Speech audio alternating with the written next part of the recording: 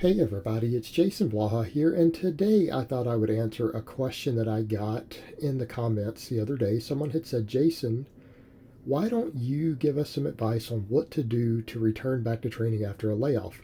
Tons of people don't have a gym, tons of people haven't been able to train. Gyms are eventually going to reopen, or if not, we'll all have home gyms. How do we go about going back to training? Well, first of all, you need to have been doing bodyweight stuff bands, whatever you have. Okay, if you didn't do that, you've already messed up. You've messed up severely, and returning to training is going to be excessively difficult. Okay, and you have no one to blame but yourself. And I don't want to give advice to those people really, because I made countless videos saying, hey, you need to do this. It's kind of like I give people good advice, and if they don't take it, I don't want to fix their mistake. Okay, they can hire me as a coach and I'll fix their mistake at that point. But why give advice to people who don't listen anyways? Like, it's stupid to make a video helping people who choose not to take your advice. They're too stupid or too lazy and they don't listen anyway, so why bother? So let's discuss for people who hopefully stayed in shape. Now, by in shape, I don't mean that you ate well. Some of you people did pig out and eat a bunch of junk. Okay, that happens. I have friends who did that. I have friends who are doing that now, because this video is being made, middle of April. Won't be out for a few weeks. So, how do we return to normalcy? We really only have two options. And this is assuming you stayed in shape with body weight bands, whatever you had. You maintain some degree of muscle mass. You didn't just fully and entirely detrain and become sedentary. If you became sedentary, you're going to have a lot bigger road to travel. You're going to have to start with the most basic things, and you may not even be able to lift weights again, even respectably. But those who do the bodyweight stuff and the band stuff will. You have two options. Number one, people who are already doing conjugate, which I would hope is a big chunk of my fan base. I tell you guys it's the best way to train once you're not a novice. I've been saying it for a year. I've been showing and displaying it for over a year. I coach half my clients on this system. All my clients who are not novices, I try to take them to this system, with rare exceptions for people who aren't cut out for it. Okay? You're hopefully doing conjugate. And if you haven't been doing conjugate, you could start back with conjugate. Right? As long as you ease into one of the templates, you could go right into conjugate. Anyone who has built the base already can do conjugate. In fact, I would recommend that you do that. That's my opinion. And if you don't care for my opinion, I'm not sure why you're here. Okay?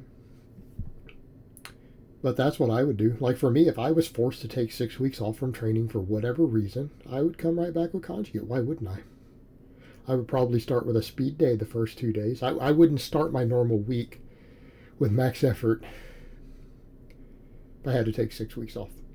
I would start it with dynamic effort for at least the first 2 days. Or if I wanted to keep them Monday, Tuesdays, and I started back on a Monday, I'd do a full week of DE, right? 4 DE sessions in a row, then I'd go back into max effort. That's what I would do personally. And then go into your normal rotation. If you understand conjugate, you know that everything's based off your current maxes anyways. Well, you can establish your current maxes, even though they're much lower, real fast. There's your programming. Everything you need to know. Done. What about people who aren't ready for conjugate? You need a linear program. Do I mean starting strength? Do I mean one of my programs? No. You people all have training experience. You know how to set up a little bit of a program. You know what exercises you respond to. Now, if you were a rank novice and you detrained over 6 to 8 weeks, fine. Run any basic starting program. You can run one of my novice programs. You run strong lifts. I don't care. You're starting strength. Run a linear program. But if you've already built a base and you've been through your novice phase before and you've detrained, same thing I do with clients who come to me. I get clients who come to me who detrain. I have clients who've had to take 2 months off from lifting, 3 months off from lifting, who've never done conjugate. What do you think I do? I usually put them on, if they're really severely detrained, a full body 3 day a week, or I put them on a 4 day upper lower. What do you think we do? 5 by 5? 10s? What do you think I have them do? 5x5 bench press, 5x5 box squat, some moderately heavy deadlift singles, bunch of 10s on rows, or overhead press or incline or closed grip benching, maybe a little tricep work, good mornings, bunch of 10 rep sets on good mornings. That's what I have them do. I mean, we program it around their needs. A simple upper lower using 5s and 10s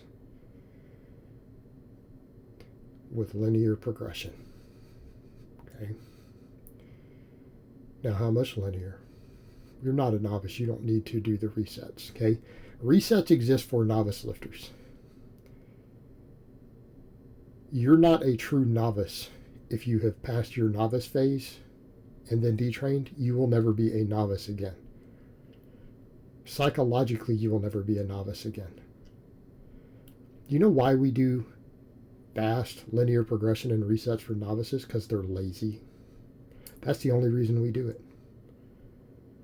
They're usually lazy. They haven't built a work ethic in the gym yet. That's not a personal attack. That's stating facts. 99% of people when they start training are freaking lazy. And I don't just mean a little bit lazy. They are fucking lazy.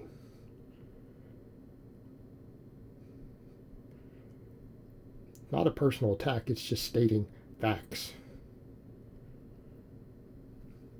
We do resets because they're lazy and they won't add weight if you don't. They'll never do hard work.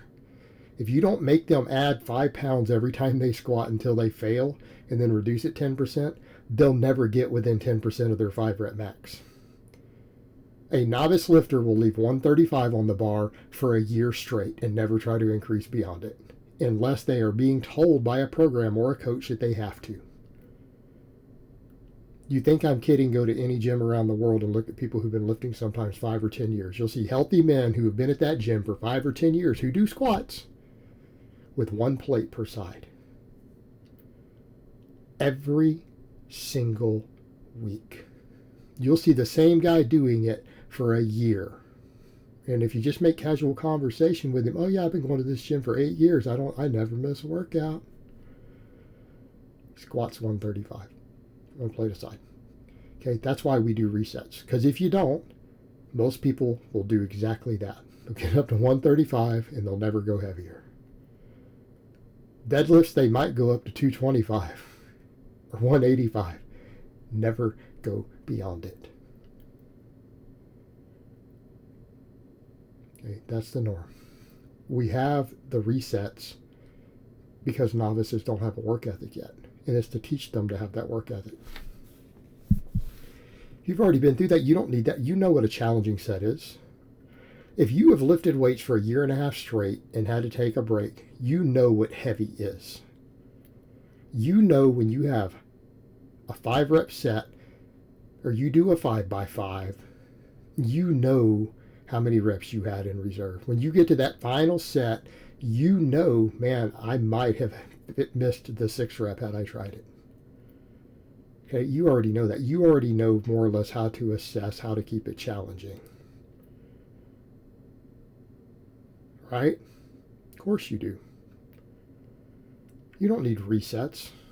You need to just do challenging sets and ramp up linearly as quickly as your strength gains and muscle gains will allow you to without missing reps. And if you've detrained severely, you might need that for 3 to 6 weeks.